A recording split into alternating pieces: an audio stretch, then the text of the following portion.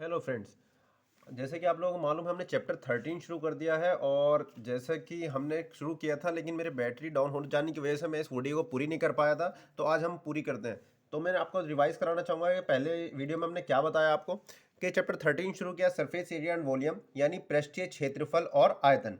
इसमें हमने क्या पढ़ा था कि एरिया एरिया किस चीज़ का निकाल सकते हैं हम, जो टू डायमेंशन शेप्स होती है जिसमें लेंथ और ब्रेथ हो तो उसका हम एरिया फाइंड आउट कर सकते हैं। वन डायमेंशन में जिसकी लेंथ लेंथ होती है उसे वन डायमेंशन शेप्स बोलते हैं। तो जैसे लंबाई है, जैसे किसी चीज़ की लाइन की लंबाई है या हमारे पेन की लंबाई है, तो वो जो है क्या बोलते हैं वन डायमेंशन में आएगी। ठीक है, जैसे लाइन होती है, लाइन की डेफिनेशन क्या होती है, जिसमें सिर्फ लंबाई हो लेकिन कोई चौड़ाई ना हो तो उसे जो है हम लाइन बोलते हैं। ठीक है, उसके बाद जो है हमने टू डायमेंशन पढ़े थे। टू डायमेंशन शेप होती है जिसमें दो विमाएँ हो, दो डायमेंशंस हो, जैसे विरत होता है, आयत, वर्ग, आयत का क्षेत्रफल, ये सब जो है हमारे टू डायमेंशन शेप्स होते हैं। जैसे कि हमारा पृष्ठ है, ये भी टू डायमेंशन शेप्स है। ठीक है, जितनी भी हम इसमें ड्रॉ कर रहे हैं वो टू डायमेंशन शेप्स है। जैसे लेंथ और ब्रेथ, इसमें लेंथ और ब्रेथ ही होती है, हाइट नहीं होती, यानी दो चीज़ें होती है। हमने जो है अलग अलग चीज़ों के क्षेत्रफल पढ़ लिए हैं, क्लास 6 से ही पढ़ते हुए आते हैं, 5 से। कि सबसे पहले आता है आयत का क्षेत्रफल, जिसका फार्मूला क्या होता है, लंबाई गुणा चौड़ाई, यानी एरिया ऑफ रेक्टेंगल। वर्ग का क्षेत्रफल भुजा गुणा भुजा, यानी साइड इंटू साइड। इसी तरीके से वृत्त, वृत्त में भी टू शेप्स होती है, टू डायमेंशन होती है। इसमें लंबाई और चौड़ाई ना हमारी रेडियस में कन्वर्ट हो जाती है, तो इसका फार्मूला होता है पाई आर स्क्वायर। ठीक है, त्रिभुज के क्षेत्रफल के कई सारे फार्मूले होते हैं कि 1/2 बेस इंटू हाइट। उसके अलावा अगर तीनों भुजाएं दे रखी है तो हीरोन्स फार्मूला क्लास 9th में, ये सब मैं आपको पहले ही बता चुका हूँ। और अब जो हमें पढ़ना है three dimension shape. Three dimension shapes क्या होती है, जिसमें तीन डायमेंशन हो, थ्री डायमेंशन यानी तीन विमाएं हो, लंबाई चौड़ाई और ऊंचाई भी आ जाए, तो उसे हम बोलते हैं थ्री डायमेंशन शेप। हमारे आसपास जैसे मोबाइल है, ये भी तीन डायमेंशन शेप्स हमारा मोबाइल होता है। ये एक डस्टर है मेरे पास, ये भी थ्री डायमेंशन शेप्स है। तो जिसमें हमें तीन चीज़ें मेजर कर सकते हैं, लेंथ, ब्रेथ और हाइट, उसे हम बोलते हैं थ्री डायमेंशन शेप। जैसे कि सब मैंने एग्जांपल लिए, घनाभ, घन, बेलन, शंकु, गोला, ये सब जो है थ्री डायमेंशन शेप्स है। अब इनके क्षेत्रफल कैसे फाइंड आउट करेंगे हम, तो क्षेत्रफल का मतलब है कि ये इनके ऊपर अगर हम कपड़ा चढ़ाना चाहते तो वो कितना एरिया लेगा, कपड़ा कितना क्षेत्रफल घेरेगा, वो इसका क्षेत्रफल होगा। तो ये अलग अलग तरीके हमने इनकी शेप्स बना के दिखाई थी कि जो हमारा घनाभ होता है वो किससे मिलकर बनता है, आयतों से मिलकर बनता है। और जो हमारा घन होता है वो वर्ग से मिलकर बनता है, बेलन, गोला, शंकु, ये सब चीज़ अभी बताएंगे हम आपको आगे। तो यहाँ पर जो है हमारा पहला था घनाभ। इसका क्षेत्रफल का मैंने फार्मूला निकालना आपको बताया था कि हम इसके जो है जो फेस होते हैं, छः फेस होते हैं, यानी छः इसके ऊपर जो है छः पृष्ठ होते हैं। ठीक है, हिंदी में छः पृष्ठ। अब सारे के सारे पृष्ठ आयत के आकार के होते हैं। तो हमने जो है पिछली क्लास में ही आपको बता दिया है कि किस तरीके से हमने इसका क्षेत्रफल निकाला, कि लंबाई गुणा चौड़ाई करके जो है आयतें बन रही थी, और सभी इसके छः के छः फेस का एरिया हमने निकाला और उन्हें आपस में जोड़ दिया, तो हमारे पास जो है संपूर्ण पृष्ठीय क्षेत्रफल आ गया, यानी टोटल पृष्ठीय क्षेत्रफल। ये मैंने क्यों बताया, क्योंकि हम जब अब क्लास 10th में आ गए तो सवाल जो है वो अलग तरीके से पूछे जाएंगे। जैसे कि मैंने एग्जांपल लिया था कार के ऊपर, के कार का ऊपर कवर चढ़ाना है तो किस तरीके से लोगे। उसके अलावा इस तरीके से भी कह सकता है कि भाई आपके ऊपर एक एक घनाभ है, इसके ऊपर आपने जो है एक सर्कल काट दिया है, दूसरे कलर का कपड़ा लगा दिया है सर्कल का, तो फार्मूला क्या बनेगा। तो इसे इस चीज़ में क्या फार्मूला लगेगा भाई, कि हमारा हम क्या करेंगे कि पूरा पूरा क्षेत्रफल निकालेंगे घनाभ का, पांच पृष्ठों का क्षेत्र, छह पृष्ठ का क्षेत्रफल निकालेंगे और उसके अंदर से ये वृत्त का क्षेत्रफल माइनस कर देंगे, यानी पाई आर स्क्वायर माइनस कर देंगे। ठीक है, तो ये अलग अलग तरीके से चीजें आएंगी, जैसा भी क्वेश्चन होगा उसी तरीके से हम यूज करेंगे। पार्श्व पृष्ठीय क्षेत्रफल, यानी जिस घनाभ में छत और जमीन गायब हो जाए उसे बोलते हैं पार्श्व पृष्ठीय क्षेत्रफल। ठीक है, यहीं पे ही अब जो है आयतन चलो बाद में बताएंगे। अब घन पे आते हैं। घन क्या होता है, ये जो है जैसे लूडो का दाना होता है, ये भी बिल्कुल घनाभ के ही तरीके से होता है, बस इसमें क्या है कि इसके पृष्ठ जो है वो वर्ग के आकार के होते हैं। किस आकार के होते हैं, वर्ग के आकार के। यानी जो इसकी लंबाई होगी, यहाँ पे वर्ग है ए, तो ये भी ए और ये भी ए, लंबाई चौड़ाई ऊंचाई सारी की सारी ए हो जाएगी। ठीक है, तो इसका संपूर्ण पृष्ठ के क्षेत्रफल का फार्मूला क्या होगा, संपूर्ण पृष्ठीय क्षेत्रफल। तो घन का संपूर्ण पृष्ठीय क्षेत्रफल क्या होगा, कि हमारा जो है इसके भी छह फेस है और छह के छह किस आकार के हैं, वर्ग के आकार के। अब वर्ग के क्षेत्रफल का क्या फार्मूला होता है, भुजा गुणा भुजा, साइड इंटू साइड, यानी एल भी ए है बी भी ए है, तो इसके पहले पृष्ठ का क्षेत्रफल ए इंटू ए प्लस दूसरे पृष्ठ का क्षेत्रफल a इंटू ए, तीसरे पृष्ठ का क्षेत्रफल a इंटू ए, चौथे का भी a इंटू ए, पांचवे का भी a इंटू ए, और सातवें का भी सातवें तो है नहीं, छः का भी a इंटू ए। 1 2 3 4 5 और ये छठा आ गया a इंटू ए।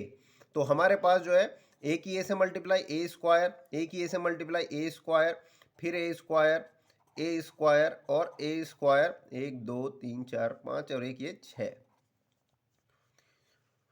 तो इस तरीके से 6a स्क्वायर जो हमारा संपूर्ण पृष्ठीय क्षेत्रफल आ गया। ठीक है, गोले का संपूर्ण पृष्ठीय क्षेत्रफल क्या आ गया? 6a स्क्वायर, यानी टोटल सरफेस एरिया जो है ऑफ क्यूब जो है हमारा 6a स्क्वायर। अगर हम पार्श्व पृष्ठीय क्षेत्रफल की बात करें, यानी लेटरल सरफेस एरिया, एल हम इसे शॉर्ट फॉर्म में लिखते हैं LSA, लेटरल सरफेस एरिया, या हिंदी में बोलते हैं पार्श्व पृष्ठीय क्षेत्रफल। यानी इसका छत और जमीन गायब, ऊपर का पृष्ठ और नीचे का पृष्ठ गायब, तो यानी कितने पृष्ठ रह जाएंगे अब उसके पास? चार दीवारें बची हैं। तो 4 दीवारें यानी 6 में से दो माइनस कर देंगे तो बचेगा हमारे पास 4a स्क्वायर। ठीक है, तो इसके एरिया का फार्मूला भी समझ में आ गया आपको। अब आते हैं हमारे पास थ्री डायमेंशन शेप आती है हमारे पास क्यूबॉइड, वो सॉरी तीसरी चीज आती है बेलन। क्या आती है? बेलन। बेलन बोले तो सिलेंडर, इंग्लिश में सिलेंडर बोलते हैं इसको। तो इसमें होता क्या है बेलन सिलेंडर में, कि जो हमारा बेलन होता है, जैसे कि ये मेरे पास सेल है, ये सिलेंडर की तरीके से दिखाई दे रहा है। ठीक है, सिलेंडर है, नीचे जो है हम जब इसे कॉपी पे बनाएंगे तो यहाँ पर ये बना दिया और ये गोल के लिए मैंने इस तरीके से दिखा दिया। तो आप ध्यान से देखो, तो इसमें एक तो ये हाइट नज़र आ रही है हमें h। ठीक है, नीचे जो है क्या बन रहा है, इसके जो नीचे और ऊपर वाला पृष्ठ है वो किस आकार का है? वृत्त के आकार का। और जब वृत्त के आकार का है तो वृत्त में क्या होती है? सिर्फ त्रिज्या होती है। तो हमारी जो है ऊपर के पृष्ठ की क्षेत्रफल हमने त्रिज्या मान ली r। क्या मान लिया हमने? r। तो अब जो है हम क्या करेंगे, हम इसी आकार का इसे कवर करते हैं। हाँ, तो हमें इसका निकालना है क्षेत्रफल। तो क्षेत्रफल निकालने के लिए हम क्या करेंगे, इसके ऊपर जो है हम कपड़ा चढ़ाएंगे। क्षेत्रफल मतलब कितना इसके ऊपर कवर आ सकता है। तो हमने जो है एक कागज़ ले लिया है, इसके ऊपर जो है हमने ये कवर कर दिया। ठीक है, इसके जो है पूरा कवर हो गया है। यानी क्षेत्रफल जो है, हम अगर इसे यहाँ से कट करें, यहाँ से कट कर दे और कट करके इसे खोल के सीधा कर दे, यानी इसका जो बाहरी क्षेत्रफल होगा, जो बाहर का क्षेत्रफल होगा, वो इस कागज़ के बराबर होगा। और ये कागज़ किस शेप का है? ये बन रहा है रेक्टेंगल के शेप का। यानी हमने क्या किया कि इसे कट किया और कट करके इस तरीके से ऐसे आगे बढ़ा दिया। ठीक है, ये इस तरीके से बन गया। ये देखिए सिलेंडर था, सिलेंडर से ही जो है हमने कवर कर रहा था। अब देखो इसकी जो है ये हमने मान रखी है h, हाइट h है इसकी। ठीक है, तो अब ये हाइट h है, हमने इसी को खोल के ऐसे बढ़ा रहा है, यानी ये वाली चीज़ भी h होगी। यानी हमारा जो फिगर में ड्रॉ कर रहा है ये चीज़ हो गई हमारी h। ठीक है, अब जो है हम अगर ऊपर वाले पोर्शन की बात करें, यहाँ पर ये क्या चीज़ हो रही है हमारा? ये बन रहा है सर्कल। अब सर्कल की बात करें तो यहाँ पर एक ढक्कन आया होगा। ठीक है, सर्कुलर। अब इस सर्कल का क्षेत्रफल यानी अब सर्कल का क्षेत्रफल तो बात अलग है, पहले हम टोटल सरफेस एरिया निकालना है। यानी ये जो टोटल सरफेस एरिया जो है, सॉरी टोटल सरफेस एरिया हम पहले निकाल रहे हैं इसका curved surface area. Curved surface area पहले निकालते हैं, उसके बाद टोटल सरफेस एरिया निकालेंगे। कर्व्ड सरफेस एरिया, जो पीछे नेचुरल सरफेस एरिया था, यहाँ पर उसी को कर्व्ड सरफेस एरिया बोला गया है, क्योंकि यहाँ पर जो शेप होती है हमारी वो कर्व्ड होती है, मतलब घुमावदार होती है, वक्राकार। और जो हमारा जो घनाभ होता है और घन होता है उसमें लंबाइयाँ होती है, लेंथ होती है, तो उसे बोलते हैं नेचुरल सरफेस एरिया। यानी हिंदी में बोलते हैं इसे वक्र पृष्ठ क्षेत्रफल। अगर वक्र पृष्ठ क्षेत्रफल यानी इसके चारों तरफ, यानी छत और जमीन दोनों गायब है इसकी, इस टाइम सिर्फ सिंपल है हमारे पास ये। यानी जो क्षेत्रफल इस आयत का होगा वो इसका कर्व्ड सरफेस एरिया होगा। यानी curved surface area of cylinder is equal to किसके होगा? इजिकल टू आयत का क्षेत्रफल, यानी एरिया ऑफ रेक्टेंगल जो हमारा ये बना है। अब रेक्टेंगल का एरिया निकालने के लिए हमें हाइट तो यानी इसकी ब्रेथ तो पता है, लेकिन लेंथ का पता नहीं चल रहा। अब लेंथ क्या होगी? ऊपर अगर जो हम पोर्शन देखें इसका, इस तरीके हमने लपेटा है, तो ये वाली जो लेंथ है हमारी वो किसके बराबर है? इस वृत्त के सरकमफेरेंस के बराबर, यानी वृत्त की परिधि के बराबर। अब वृत्त की परिधि का क्या फार्मूला होता है?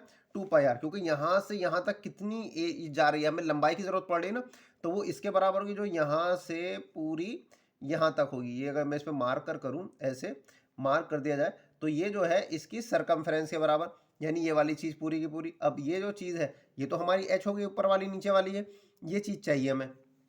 तो ये होगी त्रिज्या जब आर है तो वृत्त की परिधि का फार्मूला क्या होता है, 2πr। और यहाँ पर ये किसके बराबर हो रहा है, आयत का क्षेत्रफल। आयत का क्षेत्रफल क्या होता है, एल इंटू बी। एल की लंबाई, एल की वैल्यू कितनी है, ये लेंथ हो गई, यानी कितनी है 2πr। और बी की वैल्यू यानी इसकी हाइट h हो गई, यानी इंटू एच। तो फार्मूला हो गया हमारा 2πrh। ये हो गया सरकमफ्रेंस या CSA, curved surface area of cylinder. ठीक है, समझ में आया आपको कि किस तरीके से curved surface area of cylinder हमने निकाला। कि पहले जो है हमने इसके ऊपर कवर चढ़ाया, जब इसे खोल के देखते हैं हम तो वो जो है आयत के आकार का आ गया। आयत की जो हाइट हो गई, यानी जो सिलेंडर की हाइट थी वो आयत जो हमारा बना उसकी ब्रेथ बन गई।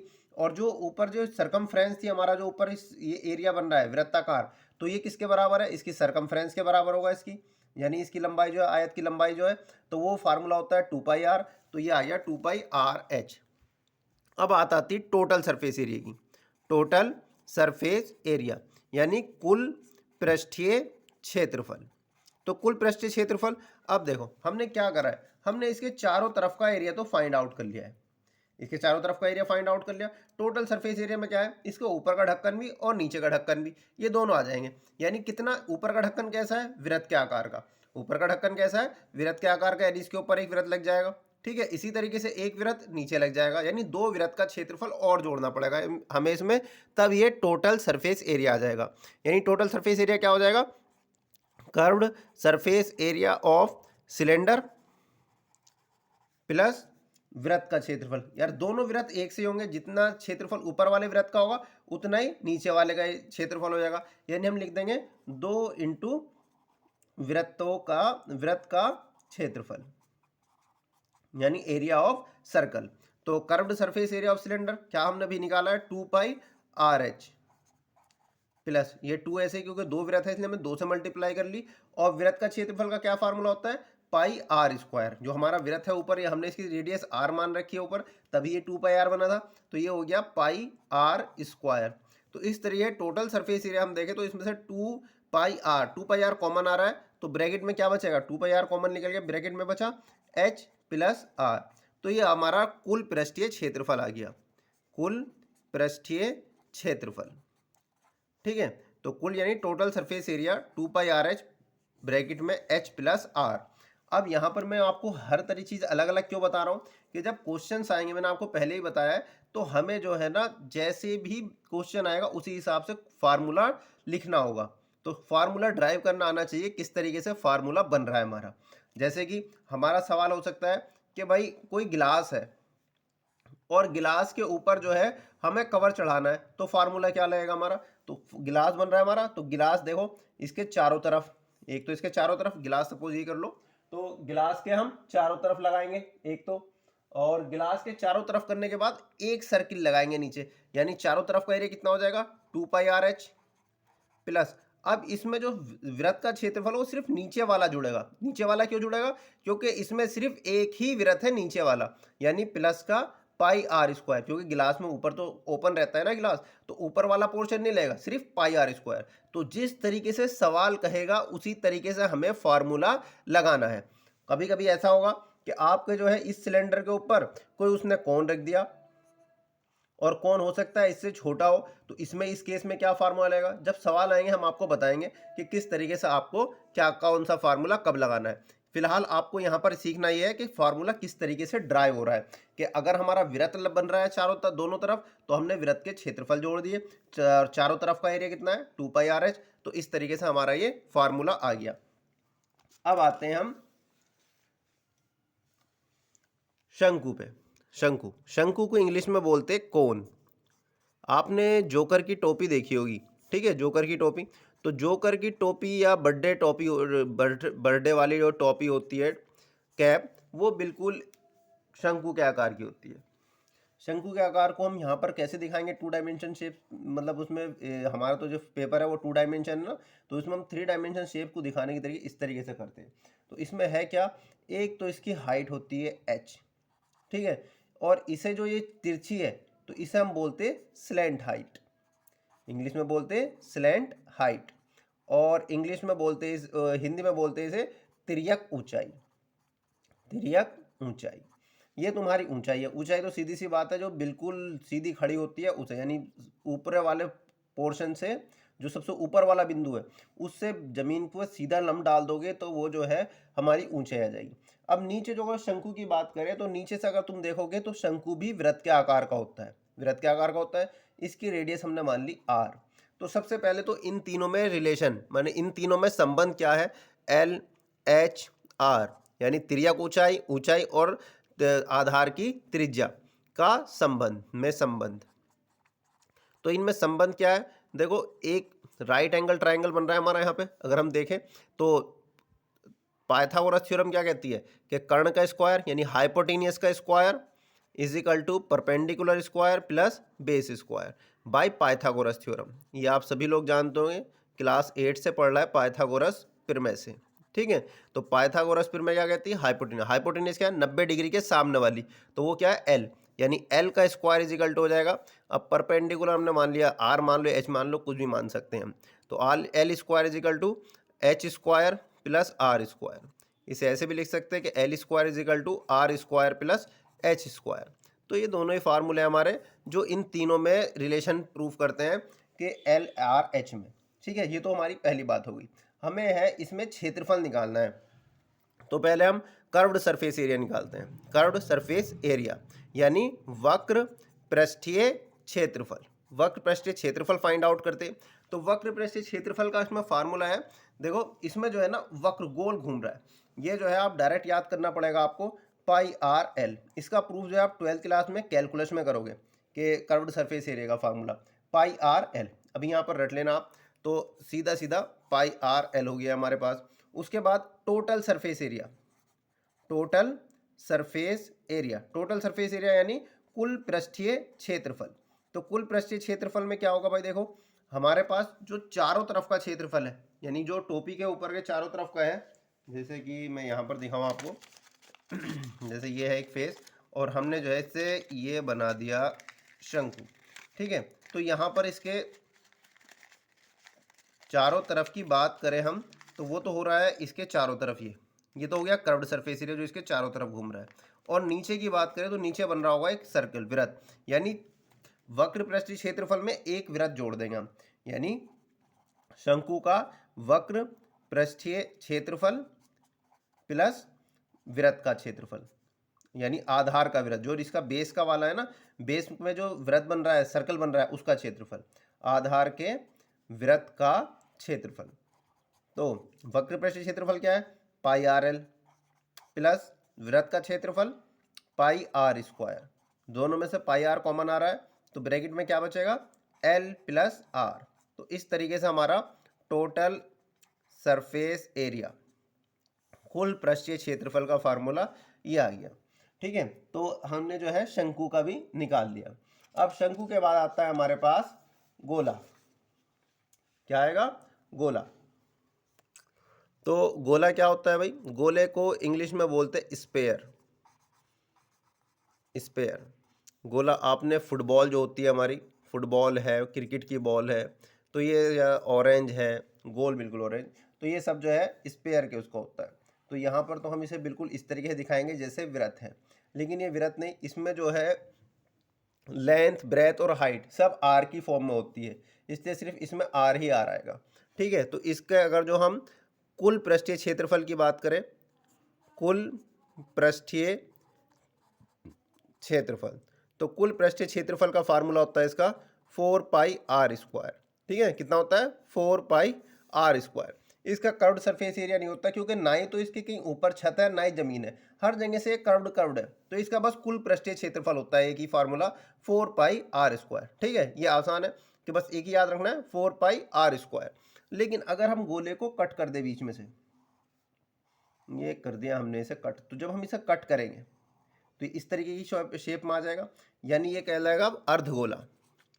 क्या कहलाएगा, अर्धगोला। आधा कर दिया हमने तो ये कहलाएगा अर्धगोला। इसे इंग्लिश में बोलते हैं हेमी स्पेयर।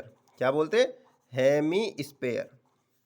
तो हेमी स्पेयर, अब ये किस तरीके से होगा, आपने उसे जो है बीच में से कट कर दिया ऑरेंज को, ठीक है। तो अब क्या होगा, अगर हम इसका वक्र पृष्ठीय क्षेत्रफल की बात करें, वक्र पृष्ठीय क्षेत्रफल, वक्र यानी कर्व्ड सरफेस एरिया। अब देखो इसमें कर्व्ड सरफेस एरिया क्यों बात कर रहा हूं मैं, कि इसके ऊपर ना देखो छत आ गई है। जब हम इसे गोले को कट करेंगे, जब किसी भी एप्पल को या ऑरेंज को हम कट करते हैं, तो उसका ना शेप इस तरीके से आ जाता है। अभी दिखा, तो जैसे ये बॉल है, ये गोले के आकार की है। अगर मैं इसे कट कर दूंगा बीच में से, तो ये किस तरीके से बन जाएगा, इस तरीके से। सपोज करो ये इस तरीके से बन रहा है। अब देखो ये जो है, ये है अर्धगोला।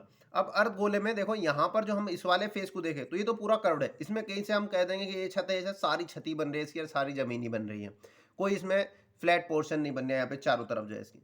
लेकिन अगर हम बात करें इस तरफ, ये यहाँ पर जो है, तो यहाँ पर देखो एक वृत्ताकार वो बन रहा है यहाँ पे। ये सब जो है यहाँ से यहाँ तक एक प्लेन बन गया यहाँ पर। तो ये बन गया हमारा। इस प्लेन की आकृति कैसी बन रही, वृत्ताकार, वृत्त के आकार की, यानी सर्कुलर बन रही है। तो हम क्या करेंगे, इसका जो चारों तरफ का एरिया है, यानी ये वाला, ये कहलाएगा कर्व्ड सरफेस एरिया। क्या कहलाएगा, कर्व्ड सरफेस एरिया। तो इसका फार्मूला क्या होगा, टोटल सरफेस एरिया था हमारा 4πr²। हमने इसका आधा कर दिया, तो 4πr² का हम आधा कर देंगे, तो आ जाएगा 2πr²।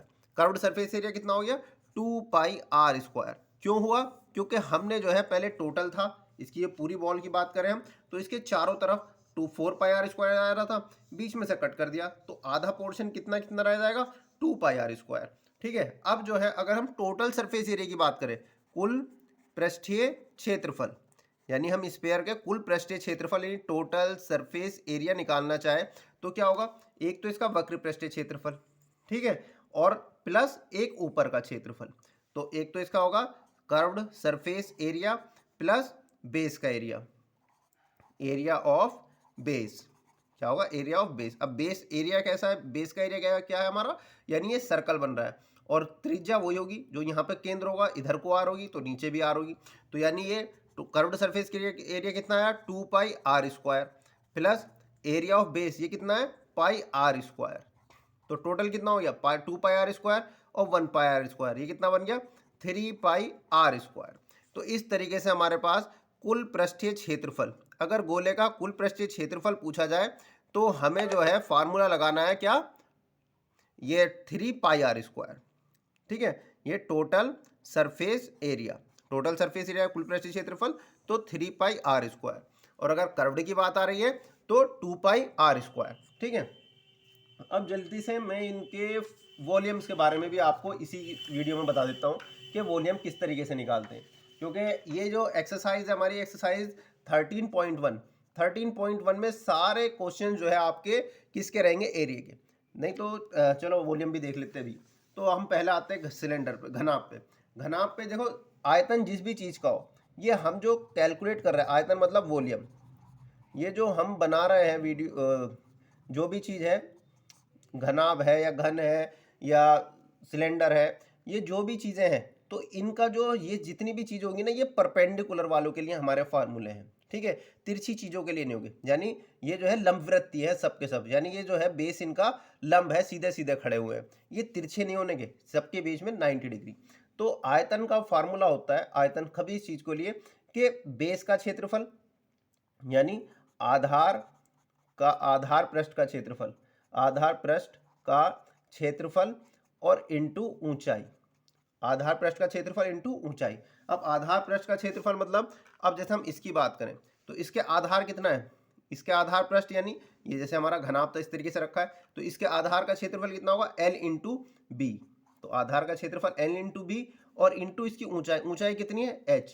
तो हमारा जो वॉल्यूम ऑफ सिलेंडर, घनाभ को हमने सिलेंडर लिख रखा है, गलत, घनाभ होता है क्यूबॉइड, क्यूबॉइड। तो ये क्यूबॉइड का क्षेत्रफल यानी एरिया ऑफ क्यूबॉइड। तो घनाभ का क्षेत्रफल क्या हो जाएगा, घनाभ का क्षेत्रफल, तो घनाभ का क्षेत्रफल हो जाएगा, यानी क्षेत्रफल कह रहा हूँ, आयतन। तो घनाभ का आयतन हो जाएगा L into B into H, यानी volume of cuboid is equal to L into B into H. अब इसी तरीके से इसमें आ जाएंगे हम। तो अगर हम घन का आयतन निकालेंगे, घन का आयतन, तो इसके आधार का क्षेत्रफल, आधार इसका कैसा है, स्क्वायर वाला है, यानी a इंटू ए, ये हो जाएगा a², और इसकी हाइट कितनी है a, तो यानी फार्मूला आ जाएगा ए क्यूब। तो घन का आयतन का फार्मूला क्या हो गया, ए क्यूब। अब उसके बाद हमने क्या पढ़ा, सिलेंडर। सिलेंडर सिलेंडर का आयतन क्या होगा भाई, सिलेंडर में क्या होगा, देखो सिलेंडर में भी यानी सिलेंडर का आयतन, सिलेंडर का आयतन क्या होगा कि आधार का क्षेत्रफल, आधार का क्षेत्रफल इंटू ऊंचाई। तो आधार का क्षेत्रफल कितना है, आधार इसका कैसा है, सर्कुलर, सर्कल है ना इसके आधार में, तो सर्कल का एरिया कितना होता है, पाई आर स्क्वायर, और ऊंचाई कितनी है इसकी, एच। तो फार्मूला हो गया pi r square h, volume of cylinder. तो ये हो गया वॉल्यूम ऑफ सिलेंडर हमारा आ गया पाई आर स्क्वायर एच। ठीक है, उसके बाद हमने क्या पढ़ा, शंकु। देखो शंकु और जो हमारा सिलेंडर होता है उनमें दोनों के आयतन में रिलेशन होता है कि शंकु का आयतन जो होता है, शंकु का आयतन, शंकु का आयतन जो है वो 1/3 होता है बेलन के आयतन का, बेलन का आयतन का।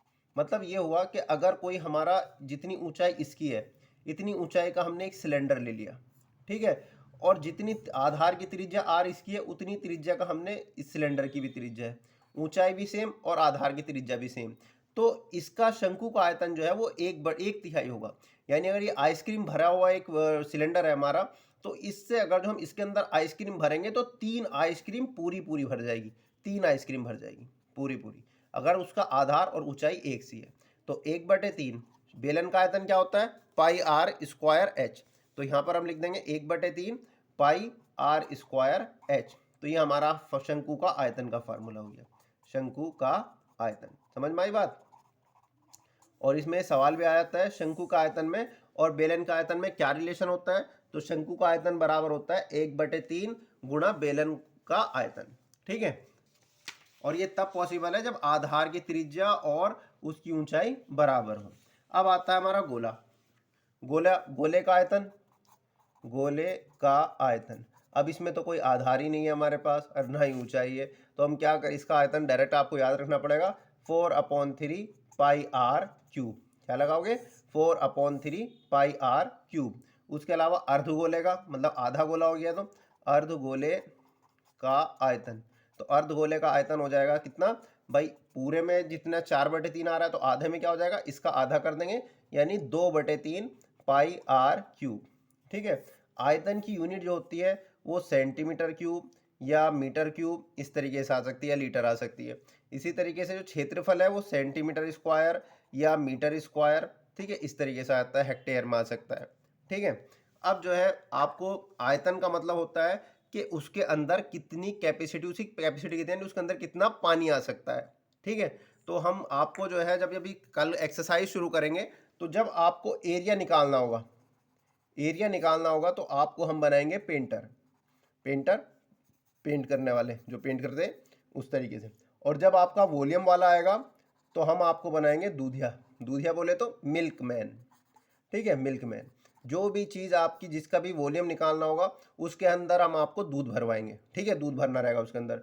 और जब एरिया निकालना होगा तो हम आपसे उसके ऊपर पेंट करवाएंगे, पेंटर बना देंगे आपको कि पेंट करना है भाई।